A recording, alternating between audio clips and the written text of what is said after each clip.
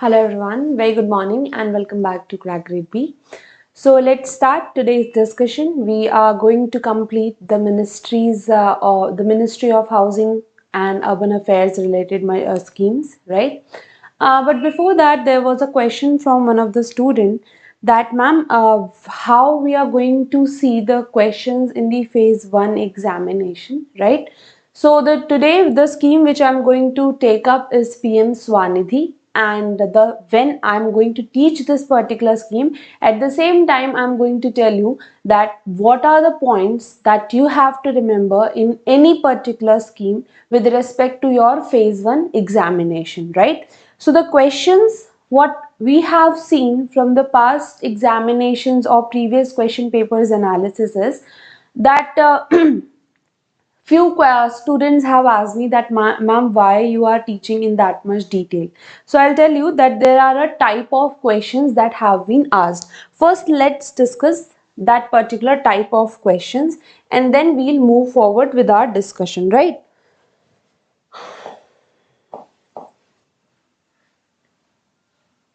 Yes. So in your phase 1, I'm discussing that what kind of questions you can expect from government schemes, right? So first of all, you have to see that allocations based questions. Allocations based questions means what is the financial allocation that has been made to particular scheme in the recent times, right? This could be related to whatever allocation central government has made or state government has made. Along with it, like, one of the questions can be asked, what is the allocation that has been made to a particular scheme in the union budget? So in the recent union budget, suppose there is a new particular scheme which has been launched, what has been the budget allocation towards it? Now next thing is union budget, apart from it, funding patterns.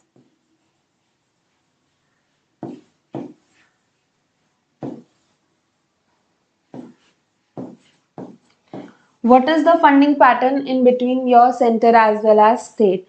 Whether it is a centrally sponsored scheme or a central sector scheme. So such kind of questions can be asked. Next thing, apart from your allocations based thing, you could be also asked statement based.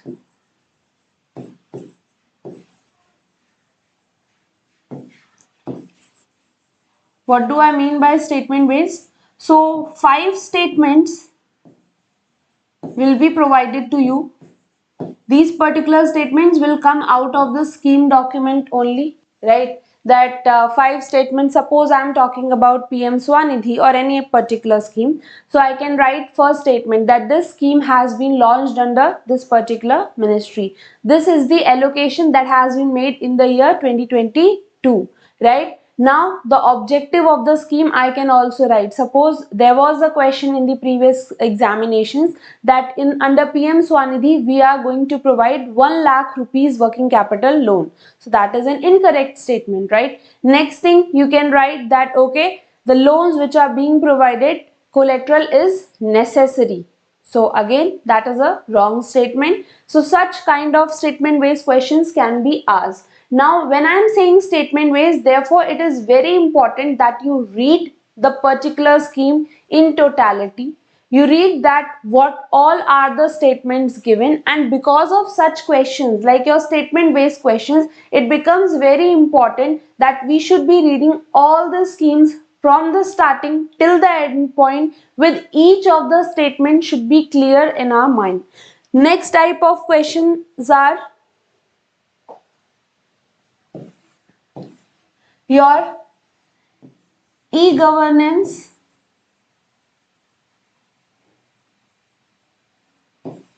or technology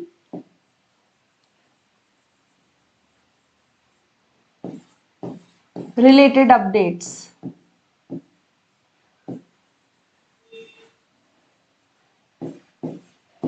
So under this, what they can ask is that okay, under which particular ministry your Paisa portal has been launched, or what is the purpose of Paisa portal, or they can also give you one particular statement that under this particular portal we provide credit guarantees to the MSMEs. Now what is this particular portal? 5 names of the portals will be given to you and you have to identify one of them. Like question can be formed in any which way, but the theme of the question will be related to this, that what are the e-governance or the technology related initiatives that the government can ask. Next thing is a question type, under which ministry.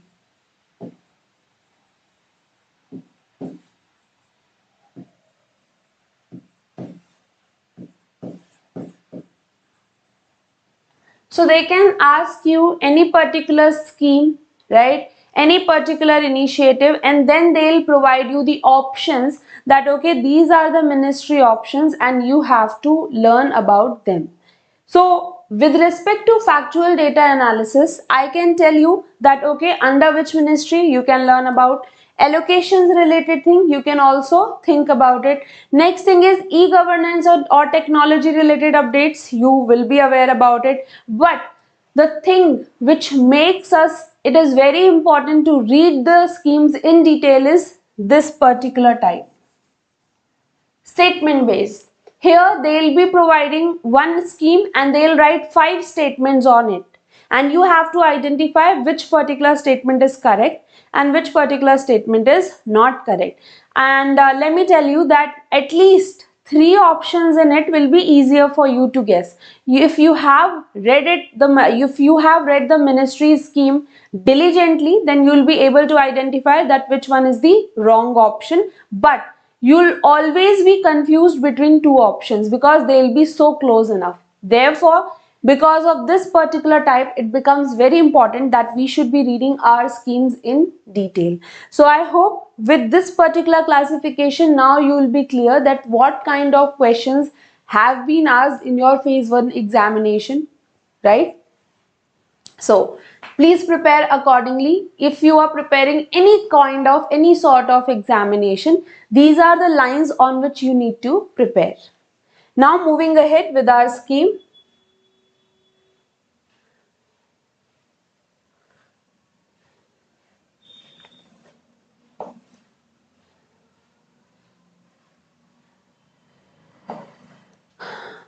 So under this particular scheme, we are going to read one by one. The crux of this scheme is that if you were a street vendor, till what time? Till 24th March 2020, then government is trying to give you the support. What kind of support? So 10,000 rupees collateral free working capital loan is being provided over here.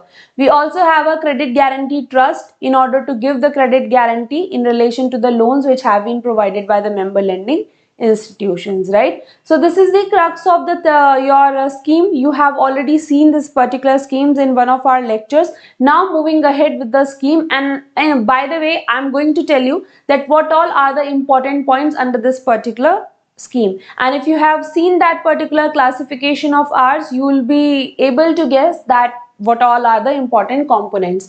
So first of all, the government of India has extended PM Street Vendors Atmanirbhar Nidhi scheme beyond March 2022 till December 2024. Now this type of statement is important in a statement based question. So this can be asked in a statement based question. They can give you that okay, this particular scheme has been extended till December 2025. Now tell, is this correct or not? So you have to remember till what the time period extension has been made. Next is key features, implementing agencies. Small Industries Development Bank of India has been appointed as an implementation agency for the scheme administration. Now, Small Industries Development Bank of India SIDBI is the implementing agency. Again, an important concept, and you have to always remember that who all are the implementing agencies of your particular scheme, right? Next is loan facility. The vendors can avail a working capital loan of up to 10,000, which is repayable in monthly installments within a year. Loans would be without collateral. Without collateral, one important thing. Next thing is working capital loan. In your statements, they can also write that, okay, under PM Swanidhi, government is providing 10,000 rupees capital related loan. Now, working capital is not written over here, capital is written, right? So under that particular statement, this becomes wrong because government is not providing you 10,000 to purchase capital assets. Government is providing you 10,000 for working capital. So each and every word is important for you. Next is no penalty on early repayment of loan. If you want to repay, you can. Those who were vending till 24th March 2020, they can avail the benefits of the scheme. On timely or early repayment of the loan, an interest subsidy of 7% per annum will be credited to the bank accounts. Now, if you are timely repaying your installments, then obviously 7% per annum will be credited into your bank account. See, what happens is the interest which is charged by the bank. Let's suppose the interest which is charged by the bank is 10%. So out of that, 7% will be given to you in form of subsidy. That means at the end of the day, you are just paying 3%, right? And this interest subsidy will only be provided to you if you are making timely repayments or you are making early repayments in both that scenarios. Next is capacity building. Ministry of Housing and Urban Affairs in collaboration with state governments will launch a capacity building and financial literacy programs of all the stakeholders and information education activities. Next is this platform will integrate the web portals with Udyami Mitra portal of SEBI. Very important. Remember the name of the portal and under which particular agency this particular portal is working. Udyami portal, and along with it Paisa portal of Ministry of Housing and Urban Affairs. So both of these portals are taken up together. These have been integrated and then interest subsidy will be given automatically. Purpose of Paisa portal is only that we are using this particular portal for subsidy disseminations and other kinds of financial benefits dissemination. Udyami Mitra portal, why we are using it? Because it is relevant for the database of all the such kind of vendors in your locality which have been registered with the SEBI. So both of these portals have been taken together. Next is graded guarantee cover. The scheme, it has a provision of graded guarantee cover for the loans which have been sanctioned. Now this operates on the portfolio basis. If the default is up to 5%, 100% guarantee will be given. If default is beyond 5% but up to 15%, 75% of the default portfolio will be given. I had explained to you this particular thing, that how it works. Again explaining you, please pay attention over here. So suppose the loan amount is 100 rupees. And now in this particular portfolio, in a portfolio there is not just a single loan, there are a group of loans. Now out of those loans, if I had faced a loss up to 5%, that means I faced a loss of 5 rupees. So this 5 rupees will be 100% covered and I will get 5 rupees back in form of guarantee, right? Because this is covered under guarantee. Now I have already suffered a 5% loss. Now I am suffering next 10% loss. Next 10% means over and above 5%. So 10% of 100 is rupees 10. Now out of this rupees 10, I will be able to get a guarantee of just 75%.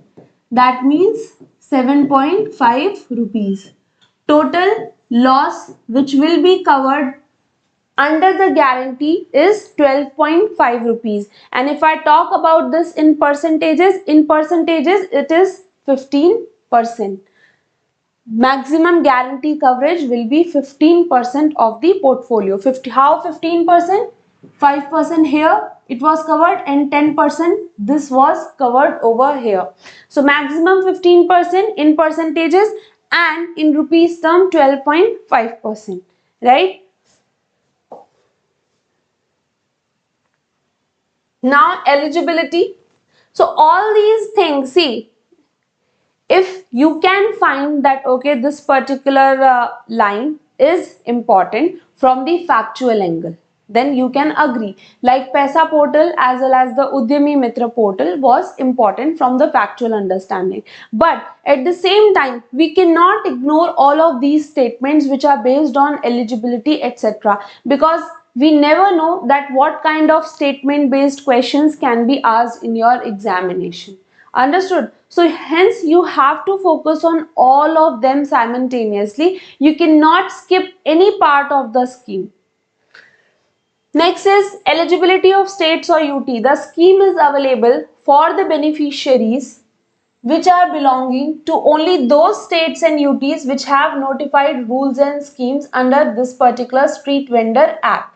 Beneficiaries from Meghalaya, which has its own Street Vendor Act, may however participate.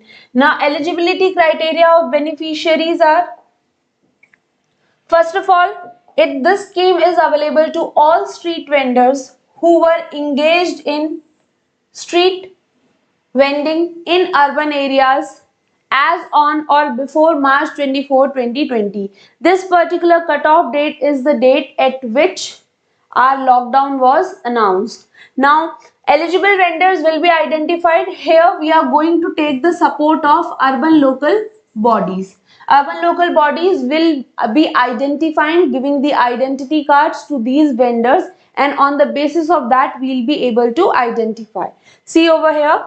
So street vendors who are in possession of certificate of vending that has been issued by urban local bodies. Again a statement based question. Here they could ask you that who is issuing, or not directly who is issuing, but they'll give that following are the statements under PM Swanidhi. You have to identify which one is the correct one. And they'll give you that street vendors in possessions of certificate of vending, and this has been issued by the secretary under state. Now these are clearly not being issued by the secretary. The process of issuing this is under the urban local bodies. So next thing, the vendors who have been identified in the survey but have not been issued certificate of vending, provisional certificates would be generated for them. We are encouraging our urban local bodies to issue such vendors the permanent certificates of vending as well as the identity cards.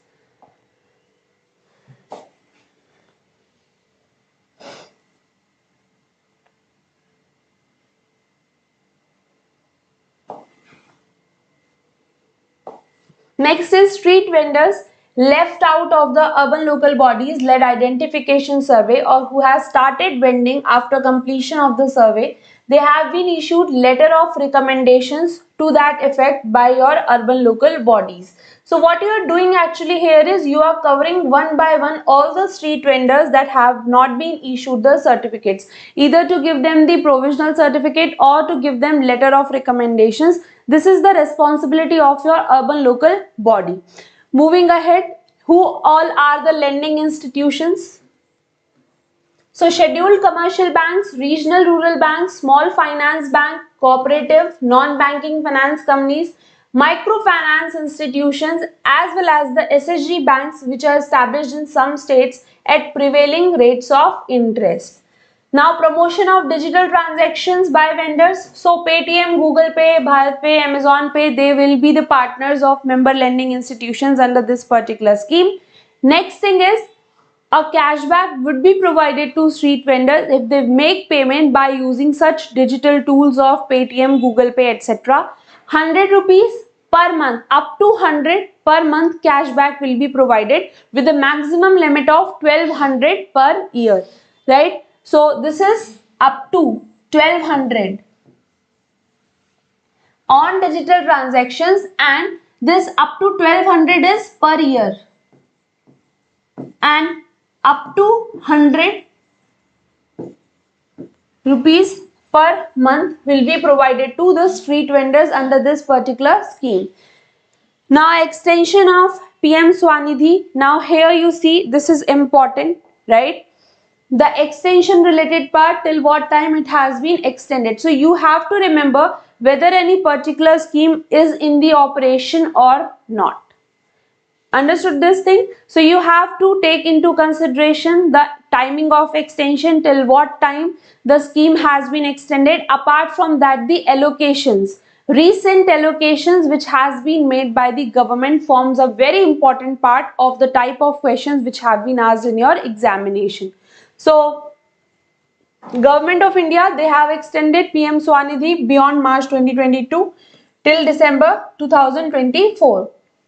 Now we have introduced a third loan also up to 50,000 in addition to first and second loans of 10,000 and 20,000 respectively. So you have seen that all those vendors who have faced the financial problems during the times of COVID, government said that please do not worry. We are going to provide you 10,000 rupees working capital loan that you have to repay within a year. Now suppose if you have made an early payment of that, or you have paid a timely repayment of that, then you will be eligible for the next loan, that is up to 20,000, and once you have repaid that as well, then you will be eligible for 50,000, right? So to extend Swanidhi se Samriddhi component to all the beneficiaries of PM Swanidhi scheme. Now what is this PM Swanidhi se Samriddhi scheme? So under this particular scheme, 8 existing socio-economic welfare schemes are also added, and we are going to provide that particular facilities also. What are these? Like your Jan Dhan Yojana, right? Your Suraksha Bima Yojana. Apart from that, the benefits which are related to your National Food Security Act, like One Nation, One Ration Card, all those facilities. So these are the social security schemes that have been introduced by Government of India. You do not have to remember what are those 8 schemes in totality, but you have to remember that okay, there is another component of that, PM Swanidhi se Samriddhi, and under that particular scheme we are providing to all the beneficiaries of this particular scheme the benefits of existing 8 socio-economic welfare schemes. If you want to go it a bit further, so when you will get this particular PDF, please do a Google search, right? You will easily find, write the names of the schemes over here, and you will be done. Although this is not required, but I am telling you, for those that who want to write it, they can. Next is National Urban Digital Mission. Now National Urban Digital Mission means what you want to create over here. We want to digitize our Indian society. We want to enable the people that they should be using the digital tools. We want to make such platforms which are people friendly and where we can provide the information to all the peoples. For example, a very good example of it is Rajasthan's Jan Suchna portal. So here all the citizen centric services, along with it any kind of information that may be required by a citizen, can be taken up and can be seen on your this Jan Suchna portal. Along with it, there is also a component of automatic disclosure of the information, so that there is a lesser need of filing the RTI petitions by the citizens. So these are the few steps that you can take in order to digitize your society. Now let's see it. So National Urban Digital Mission, it was launched in February 2021 in order to facilitate electronic delivery of municipal services to citizens across towns and cities of the country. The aim is to build shared digital infrastructure that will strengthen the capacity of ecosystem, right? We should be having ready to use platforms, standard specification, as well as the frameworks. What we want to do, we want to improve the ease of living in India's 4,400 towns and cities.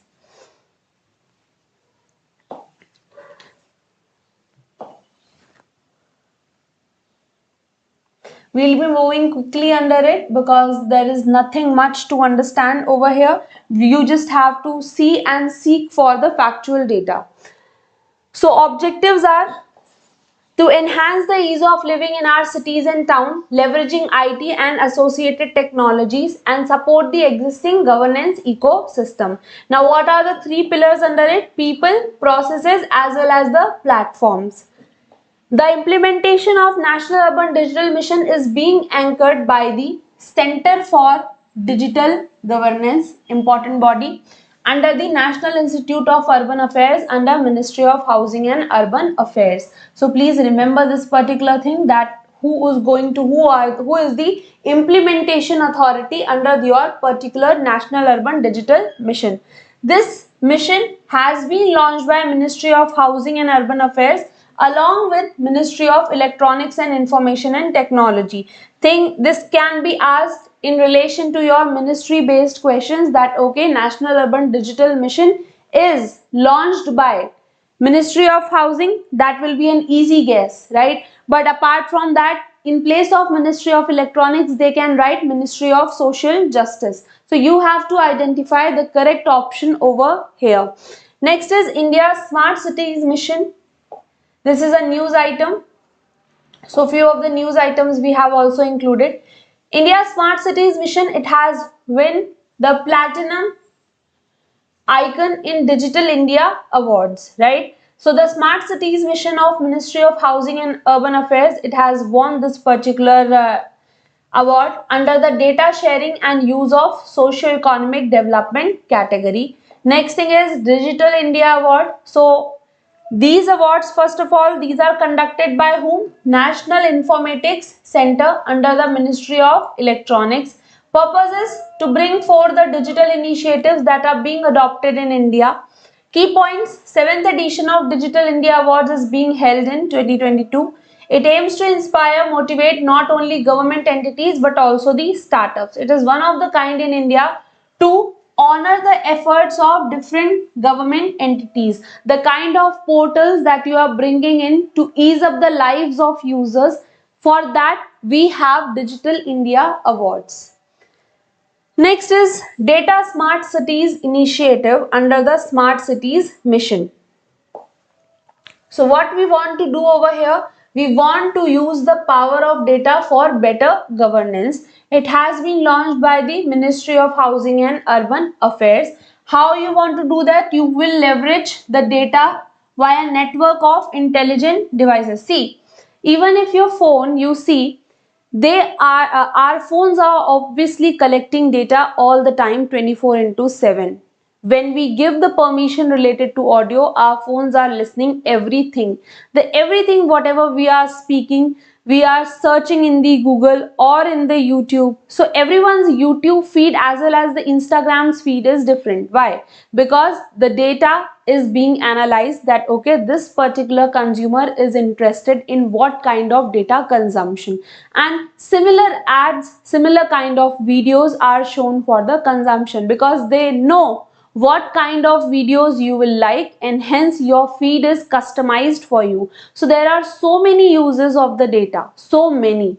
Big data is the new oil for the next century, right? So what we are going to exactly do, we are going to collect the data like in your cities related, we are going to see that okay, which city, which lane of our city is having the highest traffic, right? So if you know that okay, how many vehicles pass from that particular lane, then you can automatically analyze that. You can search for the different routes, you can establish the traffic system accordingly. So there are so many uses of the data, and hence this particular Data Smart Cities initiative has been launched. Now what are the key points over here? So the program has institutionalized a data ecosystem in cities through 100 city data offices and more than 50 data policies. The success of this initiative has a potential to create a virtuous cycle of improvement with transformation impact. Obviously, you are going to collect the data, you are going to transform the processes, and one processes have been transformed, you will again collect the data, and if there is any other need of transformation needed, then you can establish it. So this is a continuous process.